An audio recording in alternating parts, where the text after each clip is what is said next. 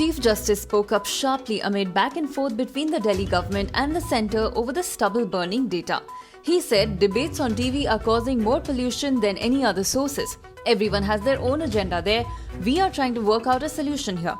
On Monday, the central government had told the court that farm fires have only 10% share in the national capital's severe pollution.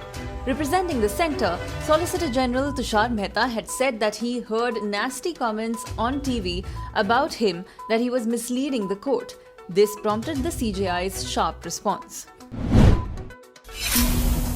India will continue to take firm and decisive action against cross-border terrorism emanating from Pakistan, New Delhi's representation said on Tuesday, asserting that the onus is on Islamabad to create a conducive atmosphere for any meaningful dialogue, which can be held only in an atmosphere free of terror, hostility and violence.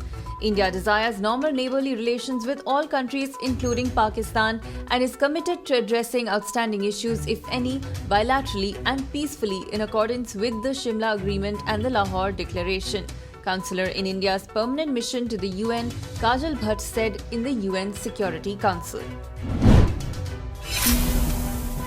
Addressing the All India Presiding Officers Conference on the occasion of its 100th year celebrations in Shimla, Prime Minister Narendra Modi said on Wednesday that importance and priority to duty should be the new mantra for legislators, lawmakers and the public servants for the next 25 years. He said, and I quote, "The next 25 years are very important for India.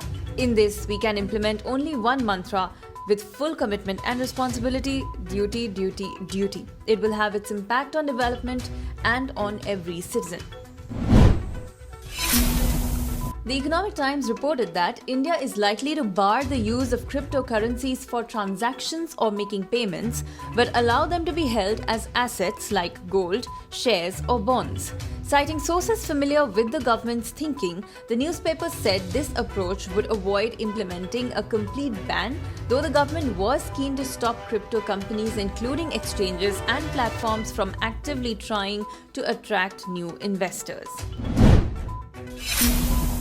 No coercive action must be taken against journalists Shyam Meera Singh and two lawyers who had sought a Tripura police case against them under the controversial anti-terror law UAPA be cancelled, the Supreme Court said today.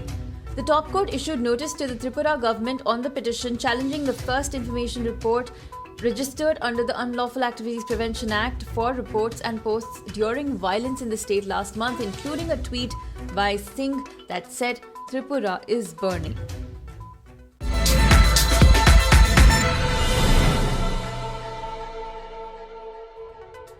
Subscribe to One India channel and never miss an update.